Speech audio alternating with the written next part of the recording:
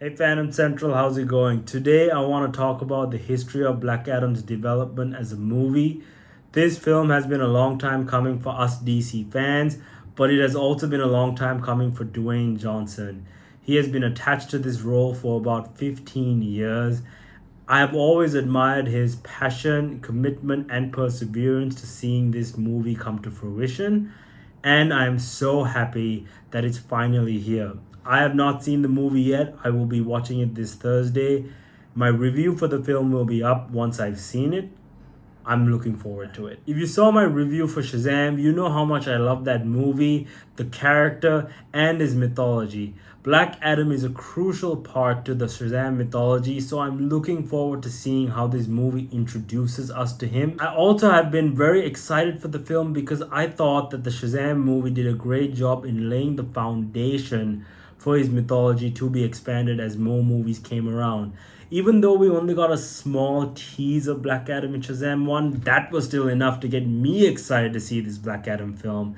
I've been waiting for a long time and I'm so excited to see it. As I mentioned before, this film has had a long history of development until we got it released last week. So I thought it would be fun to do a timeline and walk us through that timeline of the movie's development from the mid 2000s until now. So let's dive in. The development of this movie and Dwayne Johnson's involvement as Black Adam really begins in 2005 or 2006 when Warner Brothers and New Line Cinemas were developing a Shazam origin film at that time.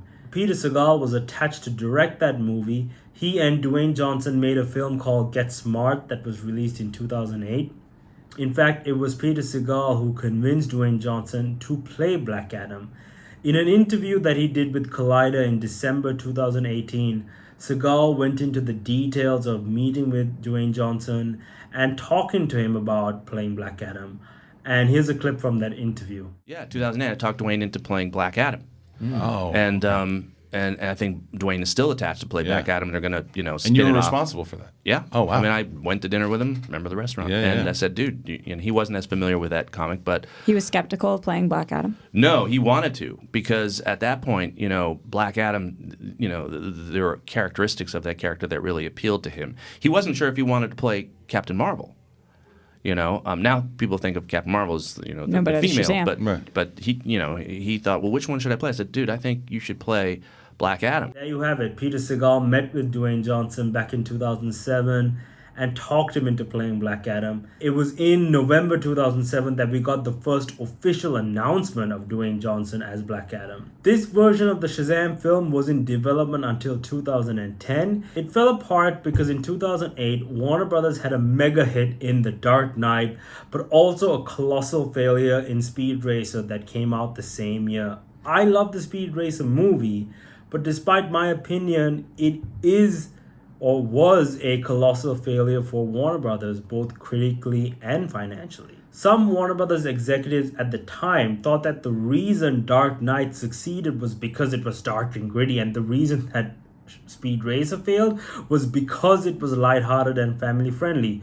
So they thought the key to making Shazam a successful movie would be to make it dark and gritty as well, which was the wrong kind of thinking. I don't know why they thought that. I don't know why they thought that tone had something to do with the quality of a film, because tone really doesn't. A movie's success is not dependent on whether it's light or dark. It's dependent on who makes a good movie. So Peter Segal and the writers at the time departed the film on the grounds that Warner Brothers wanted to make it a dark film, because that's not what a Shazam movie is. The creative team understood that and they left the movie. We wouldn't hear about the development of a Shazam movie until 2014. At this point, Man of Steel had come out. Zack Snyder had announced that Batman vs. Superman was going to be its sequel, which indicated that Warner Brothers was committed to expanding the DC universe, but we didn't know what movies were on their slate and which characters were gonna get their standalone films. Around mid 2014, There were rumors that Dwayne Johnson had signed a deal with Warner Brothers to star in a DC film, but we didn't know which character he was going to play. I specifically remember the rumors about him playing Jon Stewart in a new Green Lantern movie, but now we know that was not the case. In July 2014, while Dwayne Johnson was promoting his Hercules film, he teased his DC involvement and what character he would potentially play in an interview. And I want to show you guys a clip from that interview right now. I will say this. There's a character out there that we're going to announce very soon that I'm going to that I'm going to play. And I'll just say this. It's the power of Superman. And it's not Green Lantern, by the way. It's not, and believe me, Jon Stewart, he was a character who I wanted to play. But there was already a version of Green Lantern, and so now we've gone in a different direction. But this character has the power of Superman. He could throw down, just say the word. That's all I'm going to say. When he said just say the word, we all knew it meant the magic word Shazam that both Billy Batson and Teth Adam uses to transform into their alter egos. But we didn't know who he was going to play. There was still a chance he could have played Shazam instead of Black Adam. It wasn't until September 2014, just 3 months after that interview, that we would get the confirmation that he had signed on to play Black Adam. That announcement was exciting because it meant that the rumors could stop and that a Shazam movie was now going to come to us in the near future, or at least we thought it was going to be in the near future. A month later, Warner Brothers announced a full slate of DC films starting with Batman vs. Superman in 2016, ending with a Cyborg movie and a Green Lantern film that would have come out in 2020. What I found interesting with this slate of films was that Shazam was announced to come in 2019, and Rock was announced to play Black Adam for that Shazam movie 5 years in advance. Even though it was exciting that he was going to be playing Black Adam, I found it confusing that they would announce him so early because his appearance as Black Adam wouldn't be for 5 years. The announcement left me dumbfounded. It was exciting, but I was like, we gotta wait a long time to see this on screen. Flash forward to April 2017, we got an announcement from Dwayne Johnson himself where he confirmed that Shazam and Black Adam would get their own movies, and each movie will tell the two characters' origin stories separate from one another. In 2017, there was significant development for the Shazam movie, but there was no development for the Black Adam movie at all. David Sandberg was hired as director for the Shazam movie in 2017. Zachary Levi was casted as Shazam for the movie in 2017. Everything fell into place for that movie to meet its release date in 2019, but nothing, not even a release date, was given for Black Adam.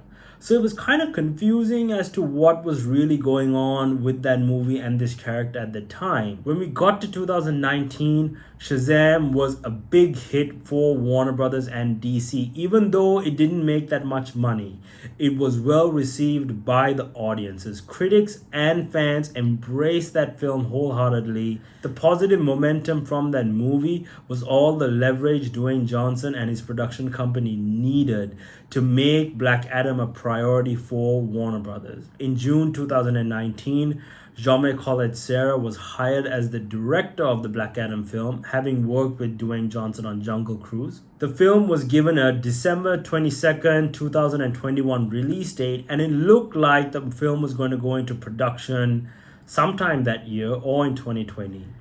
As we all know, 2020 was the year of the COVID-19 pandemic, which meant the production was going to be significantly delayed, and the release date was up in the air once again. However, in 2020, Dwayne Johnson confirmed that the Justice Society was going to be in the film, and the roster would be Hawkman, Dr. Fate, Atom Smasher, and Cyclone. All these characters were heroes I was excited to see, particularly Atom Smasher, because in the Jeff Johns comic book, which Black Adam was a huge part of, He and Adam Smasher have a very interesting relationship. They are like best friends. They have a bromance in that comic book. So I was and still am excited to see how that relationship will be portrayed in this movie. Principal photography for the movie would begin in 2021, with the film having a release date of July 28, 2022. That release date got shifted to October 21st of this year, but it was still exciting that the cast was put together. We knew that the JSA was going to be in it, we knew who the director was going to be, and that the movie was finally a reality. So that's the timeline of the Black Adam movie's development from 2007 to 2022.